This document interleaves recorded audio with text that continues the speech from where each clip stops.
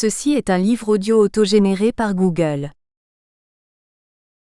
Questions contemporaines. Collection dirigée par Jean-Paul Chagnolot, Bruno Péquignot et Xavier Richet.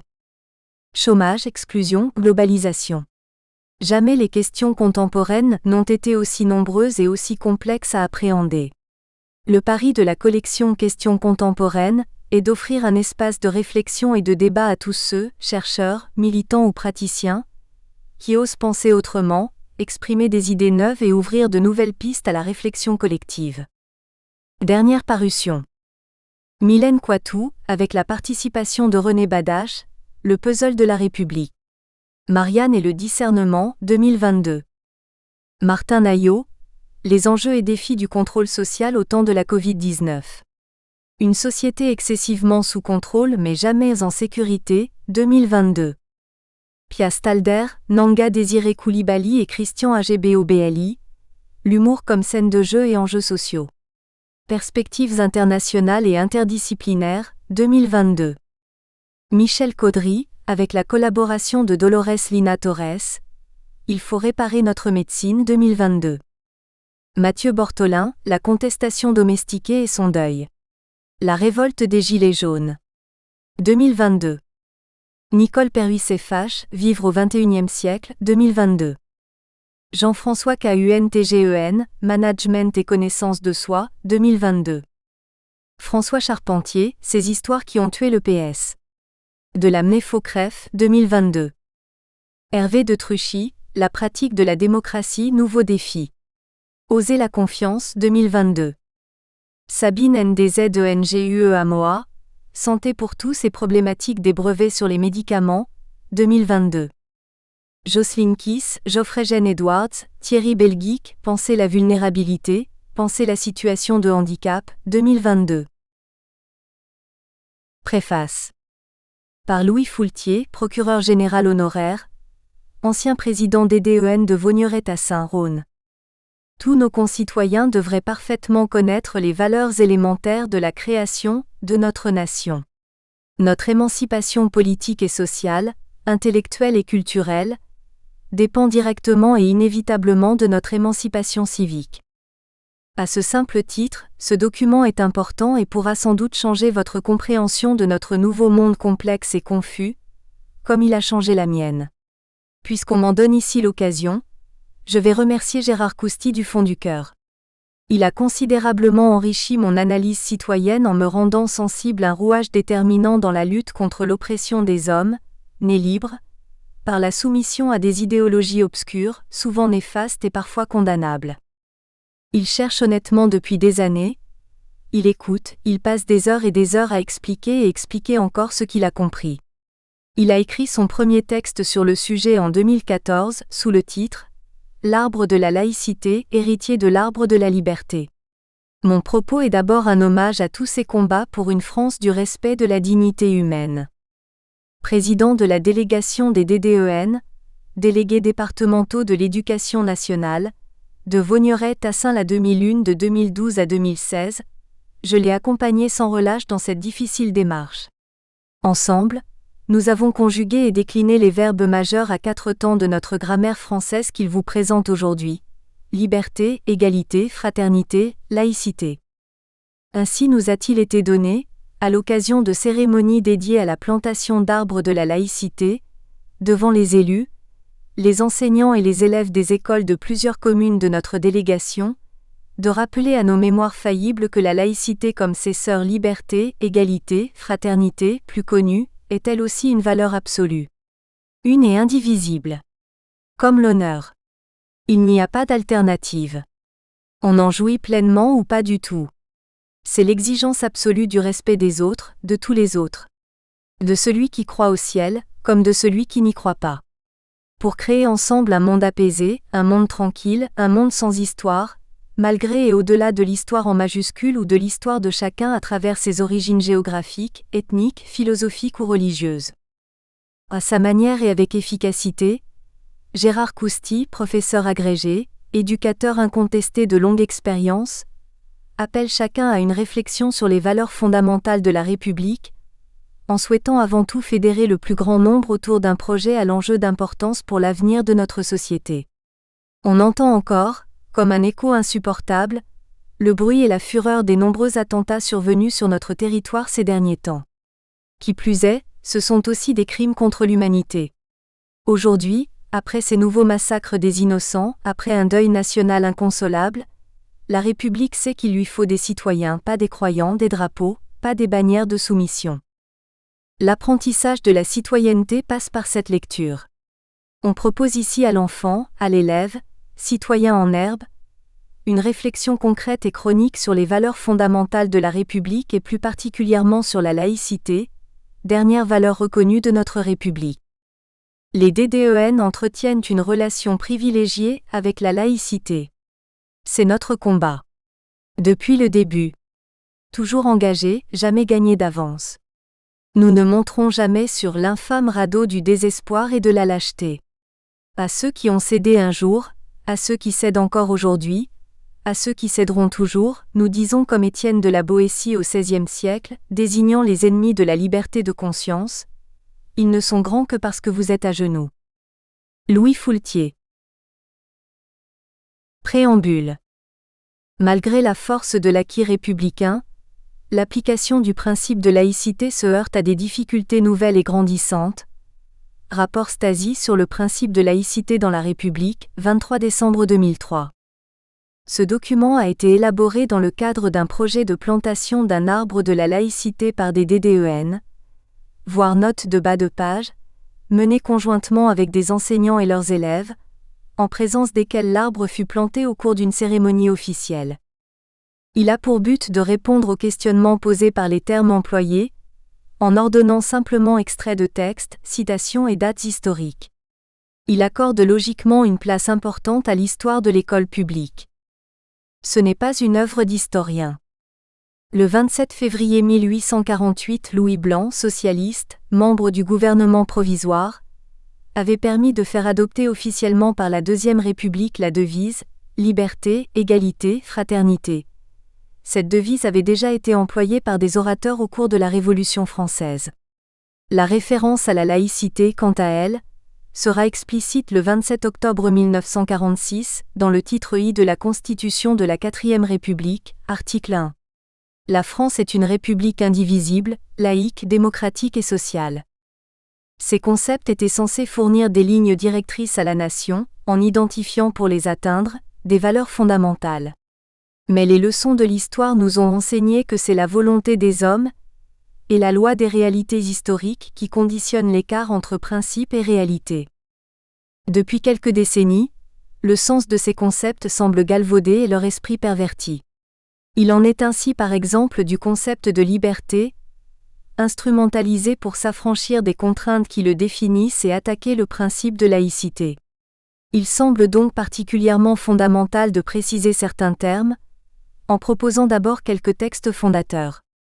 Mais rapidement, ce qui devait être une simple ressource documentaire s'est heurté à une évidence.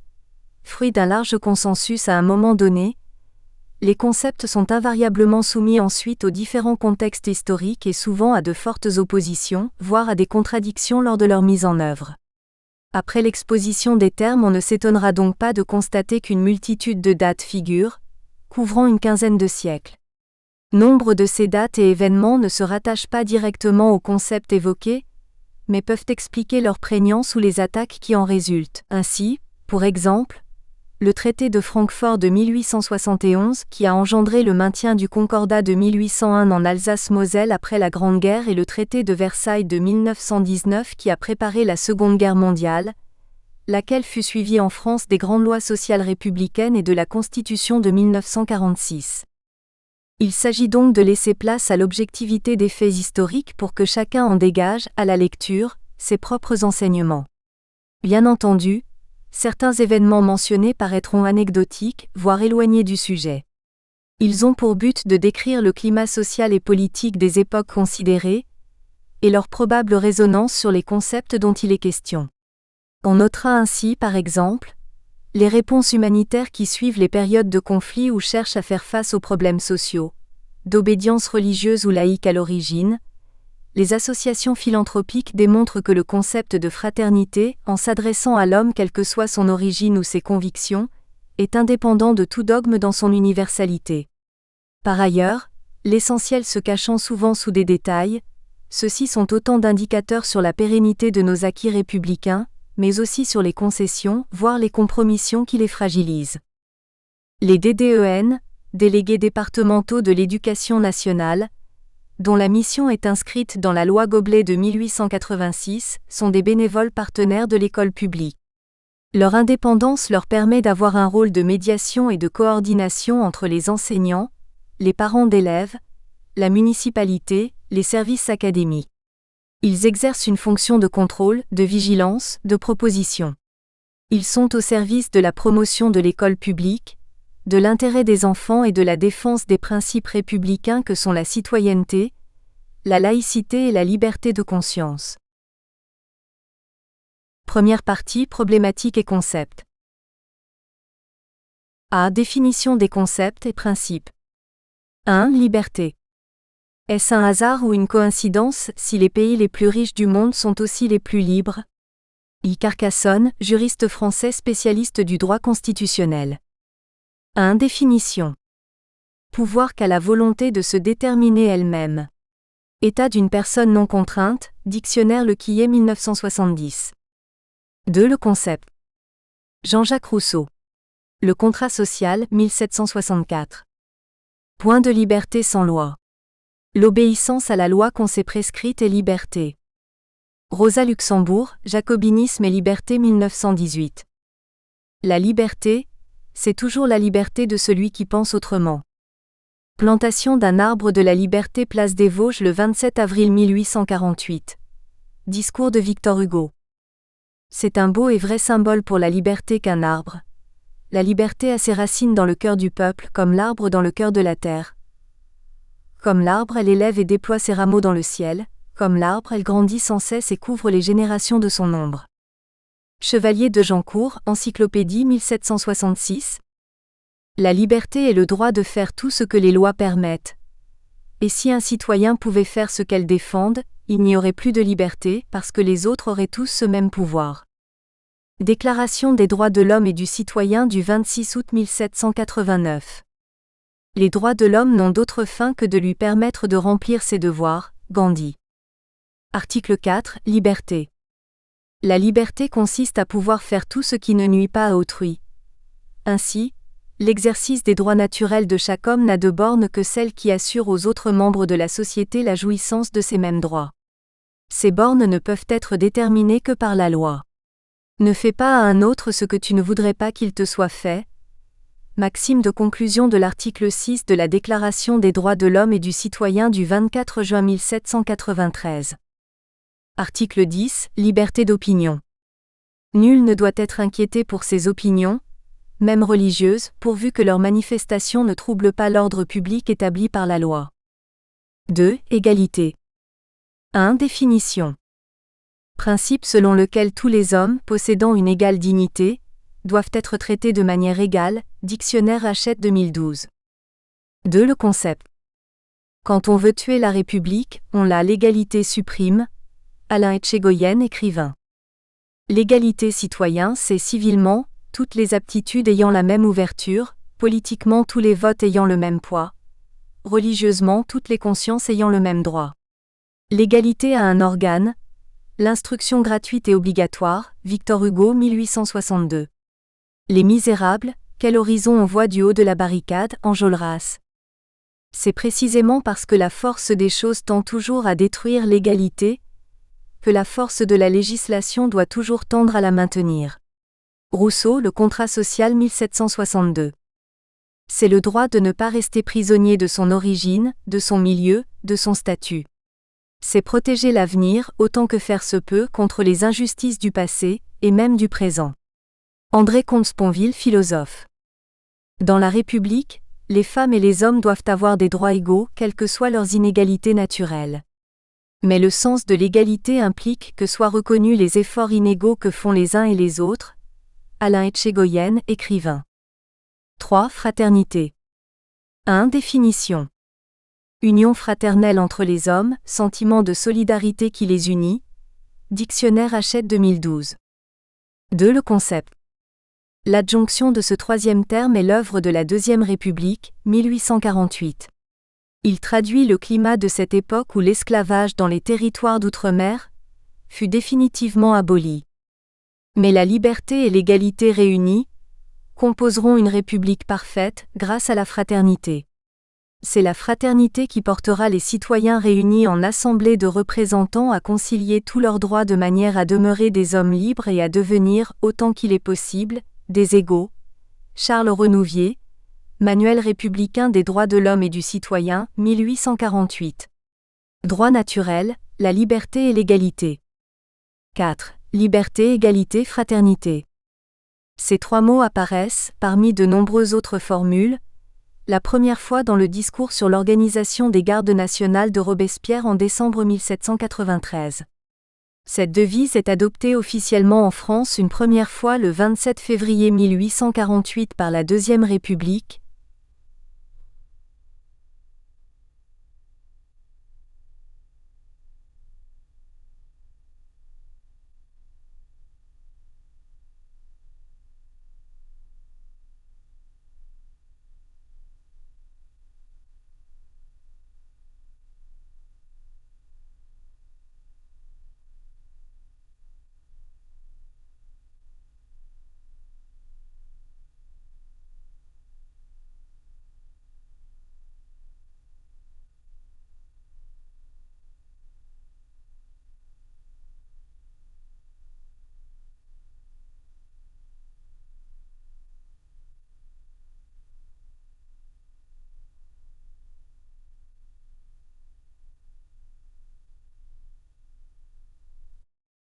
En 10 phrases, les 10 commandements expriment l'essentiel de la vie et ces trois mots liberté, égalité, fraternité-en font tout autant. Krzysztof Kieślowski, cinéaste polonais. S'il n'y avait que liberté, l'inégalité irait toujours croissant et l'État périrait par l'aristocratie, car les plus riches et les plus forts finiraient toujours par l'emporter sur les plus faibles. S'il n'y avait qu'égalité, le citoyen ne serait plus rien, ne pourrait plus rien par lui-même, la liberté serait réduite et l'État périrait par la trop grande domination de tout le monde sur chacun. Mais la liberté et l'égalité réunies composeront une république parfaite grâce à la fraternité. C'est la fraternité qui portera les citoyens réunis en assemblée de représentants à concilier tous leurs droits de manière à demeurer des hommes libres et à devenir, autant qu'il est possible, des égaux. Charles Renouvier, Manuel républicain des droits de l'homme et du citoyen, 1848. Droit naturel, la liberté et l'égalité. 5. Laïcité. Faire vivre la laïcité, c'est déclarer la paix. Jean-Pierre Biot, écrivain, président du collectif Laïcité 70. 1. Apparition des termes. Le mot apparaît en 1871, supplément du dictionnaire Le Littré. Les dérivés laïcisme et laïciste en 1842, laïcisé et laïcisation en 1870, laïcisateur et laïcisatrice en 1913. Le Robert, Dictionnaire historique de la langue française 1995. 2. Définition. Caractère laïque, non confessionnel. Principe de séparation des religions et de l'État. Dictionnaire Hachette 2012. La laïcité ou le sécularisme désigne le principe de séparation de la société civile et de la religion, ainsi que l'impartialité et la neutralité de l'État à l'égard des confessions religieuses, principe d'unité qui rassemble les hommes d'opinion, de religion ou de convictions diverses en une même société politique, distincte par conséquent d'une communauté. Liberté de croyance et de pratique entière, dans les limites de l'ordre public. Wikipédia. Laïque, qui n'est ni ecclésiastique, qui appartient à l'Église, au clergé, ni religieux, qui appartient à un ordre régulier, du grec laïkos, qui fait partie du peuple, laos. Dictionnaire Le Quillet 1970. Clerc, celui qui est entré dans l'état ecclésiastique, du grec kaelerikos, qui a reçu l'héritage cléraux de Dieu, dictionnaire Le Quillet. Frère laid, sœur laid, de laïque. Religieux non prêtre, religieuse non admise au vœu solennel et qui assurait des services matériels dans les couvents. Larousse numérique 2017. On dit aussi frère convers, sœur converse. 3. Le concept. Selon Jean-Michel Quillardet, la laïcité n'est pas la négation ou le refus de la démarche religieuse. C'est la conception d'un État délivré de toute attache spirituelle ou philosophique, qui exerce le service public et l'intérêt général par conséquent au-delà de tout intérêt particulier quel qu'il soit. C'est l'esprit de tolérance à l'égard de tous ceux qui ne croient pas aux mêmes valeurs, c'est le refus de tout dogme, c'est le refus de toute autorité dès lors qu'elle n'est pas revêtue d'une certaine légitimité, puisée uniquement dans la volonté et la liberté des hommes. C'est aider l'être humain à trouver en lui-même ce qu'il a de meilleur, sa part d'altruisme, le respect des autres et de soi-même, c'est libérer l'être humain de ses chaînes. C'est aussi l'appel au rationalisme, la rigueur de la pensée. Il faut d'abord que l'homme pense par lui-même. La laïcité, c'est la pensée libre. Des droits particuliers reconnus à une communauté séparent celle-ci de la République. La laïcité, c'est ce qui permet justement d'ouvrir chacun aux appartenances d'autrui et ainsi de constituer un chemin, un espace commun, la République. Dans une société diversifiée, complexe, désenchantée, la laïcité est une démarche d'avenir qui permet à chacun d'entre nous, au-delà de ce qui nous concerne, au-delà de nos parcours et de nos histoires, de nous rassembler dans la paix et l'harmonie. C'est un projet républicain qui doit être un projet de vie. Face à cette déstructuration citoyenne, à cette errance sociale, la responsabilité des républicains c'est d'assurer la pédagogie de la laïcité, c'est-à-dire la pédagogie de la liberté. Jean-Michel Quillardet, grand maître du Grand Orient de France, 9 novembre 2006, contribution demandée par le gouvernement à la réflexion engagée sur le projet d'une charte de la laïcité dans les services publics. Selon le Cercle Condorcet de Lyon, la laïcité suppose l'esprit critique et l'exercice de la raison, l'émancipation des pensées dogmatiques et des vérités absolues, le libre choix dans la vie privée et dans la vie publique, le développement de la connaissance et de la création. Selon le comité Laïcité République, la laïcité n'est pas une opinion, c'est la liberté d'en avoir une. La laïcité n'est ni dogmatique ni intégriste, elle est le cadre dans lequel un individu est libre de pratiquer ou non une religion, de critiquer ou non un dogme, de croire ou non en une vérité révélée. Clé de voûte de l'édifice républicain, la laïcité est le garant essentiel des libertés individuelles et de l'égalité des droits. Elle constitue, encore aujourd'hui, le fondement indispensable de l'harmonie sociale et de l'unité de la nation. En défendant le droit absolu à la liberté de conscience, à la liberté d'expression et au libre choix, la laïcité contribue à la construction d'un humanisme moderne qui donne à chaque femme et à chaque homme un accès égal aux connaissances et aux responsabilités, aux mêmes droits et aux mêmes devoirs. La laïcité ne se négocie pas, elle ne sert pas à défendre une position dogmatique, œcuménique ou communautariste. Le comité Laïcité République refuse de réduire le sens de la laïcité, ou de l'école publique, à l'affirmation qu'elle permet à chaque religion de trouver sa place. Nous élargissons le champ d'action de la laïcité. Elle n'est pas seulement la séparation des églises et des États. Elle est au contraire un principe universel, porteur d'avenir et d'espoir pour tous les hommes, qu'ils soient agnostiques, athées ou croyants, comme ceux qui ne se reconnaissent dans aucune de ces définitions. Jean-Marie Matisson, président du comité Laïcité République. Propos introductifs pour la commission Stasi, 2003. 4. La laïcité, clé de voûte de l'édifice républicain. Jean-Michel Duconte. Il n'est pas étonnant que le concept de laïcité qui a accompagné la Révolution se retrouve dans la devise républicaine. De la liberté, la laïcité épouse tous les contours. Elle s'est dressée contre l'absolutisme politique et religieux. De l'égalité, elle prend toutes les acceptions. Égalité des croyances, égalité des origines ethniques et sociales. Elle combat toutes les exclusions, toutes les discriminations.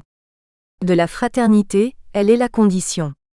C'est parce qu'elle parie sur la diversité et sur la capacité de vivre ensemble qu'elle a édicté ses principes, ses lois, comme celle de la séparation des églises et de l'État. Socle essentiel du pacte républicain, la laïcité est inséparable de la démocratie, de la justice sociale, de la solidarité et de la paix civile. De nouvelles cléricatures, principalement économiques et médiatiques, s'ébauchent et sollicitent le réveil d'un esprit critique. Histoire et actualité de la laïcité, Jean-Michel Duconte, président de la Ligue de l'enseignement 2005. Bernard Stasi. La laïcité, c'est surtout la fraternité parce qu'elle reconnaît et respecte les différences culturelles, spirituelles, religieuses. Elle a aussi pour mission, et c'est la plus noble de toutes, de créer les conditions permettant à tous de vivre ensemble, dans le respect réciproque et dans l'attachement commun à un certain nombre de valeurs. Ces valeurs qui doivent nous unir, ce sont celles que l'on apprend à l'école, afin de devenir, les enfants des citoyens éclairés, apprenant à partager, au-delà de leurs différences, les valeurs de notre République. Empreinte de liberté, d'égalité et de fraternité, la laïcité est le fondement de notre pacte républicain. Rapport sur le principe de laïcité dans la République in. Guide républicain 2004. 5. La laïcité est une bataille. Appel du 27 octobre 1989 par Elisabeth Badinter, Régis Debray, Alain Finkielkraut, Elisabeth de Fontenay, Catherine Kinsler. La laïcité est et demeure par principe une bataille, comme le sont l'école publique, la République et la liberté elle-même. Leur survie nous impose à tous une discipline, des sacrifices et un peu de courage. Personne nulle part ne défend la laïcité en baissant les bras avec bienveillance. Publié dans le Nouvel Observateur du 2 novembre 1989. 6. La laïcité est une valeur essentielle.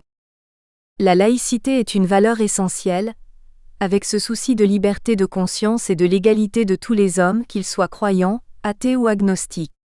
L'idéal laïque n'est pas un idéal négatif de ressentiment contre la religion.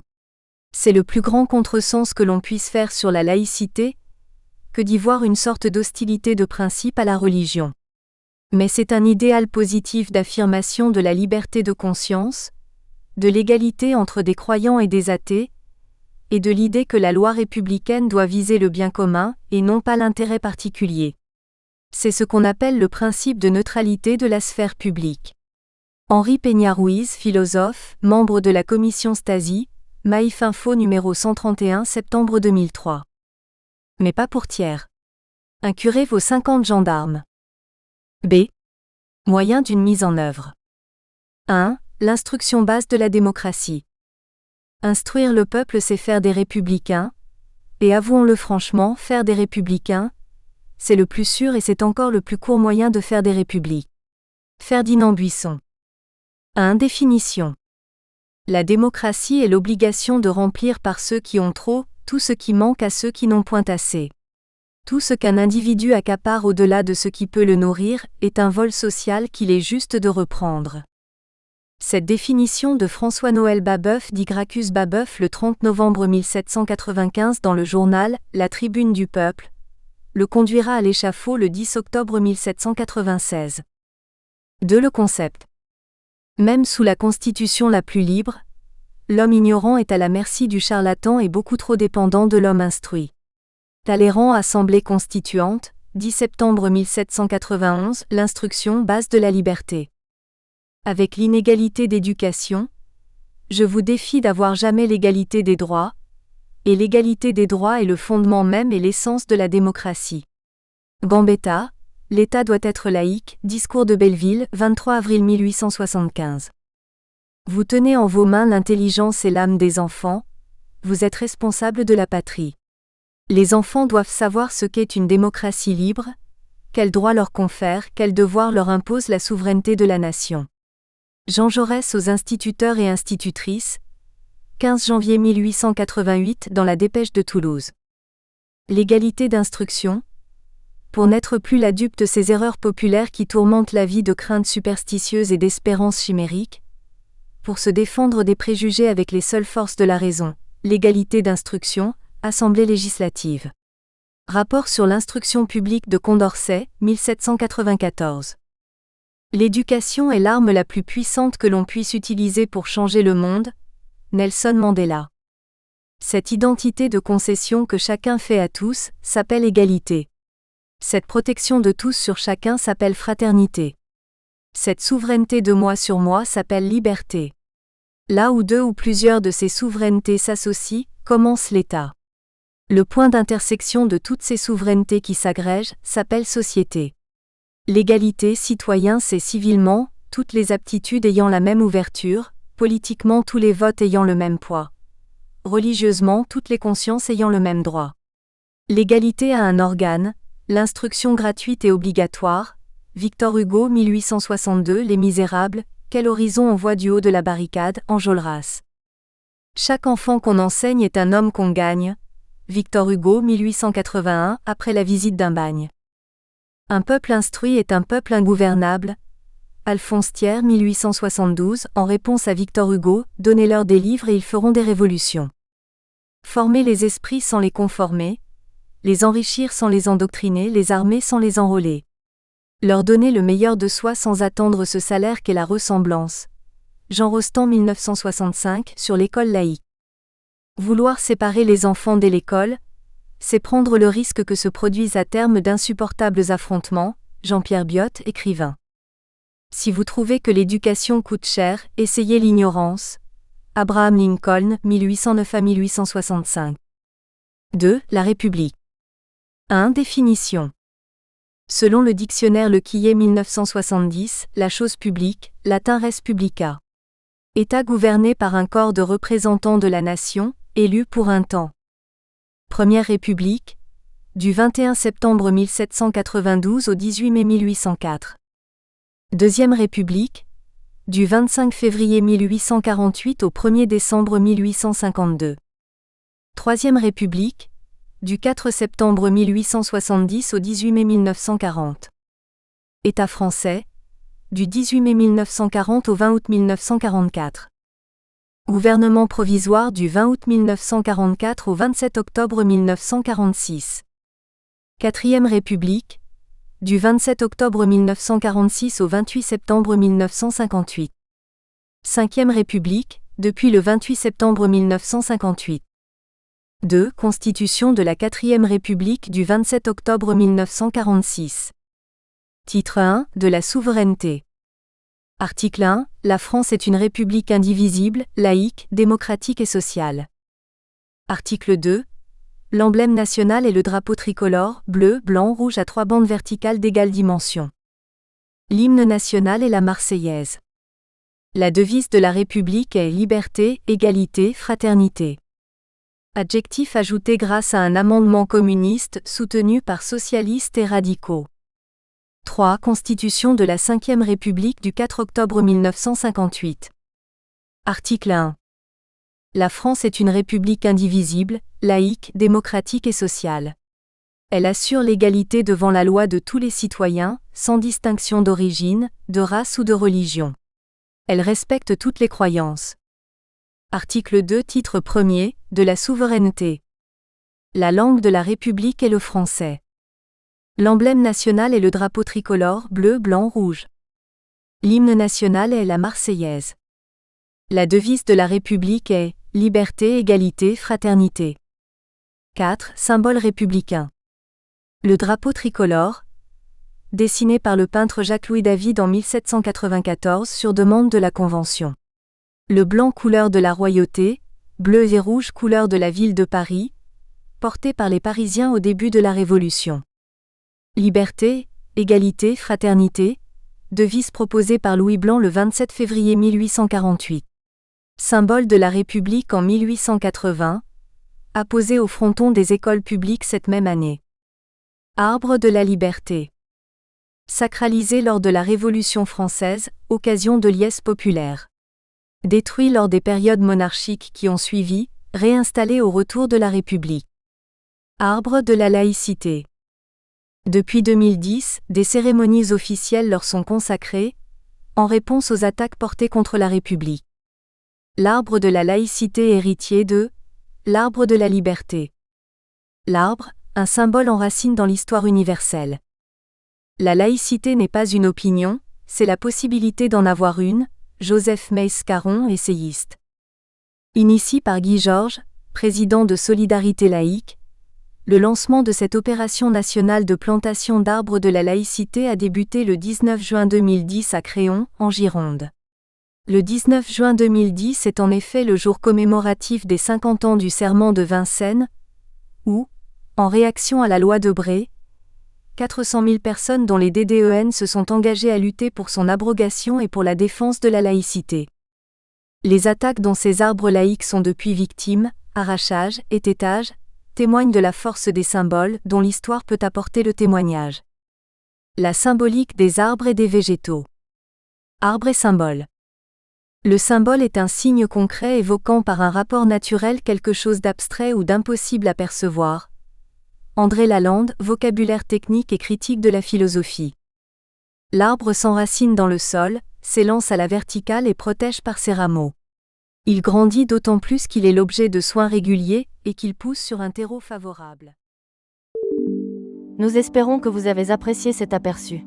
Pour continuer à écouter ce livre audio sur Google Play Livres, utilisez le lien dans la description de la vidéo.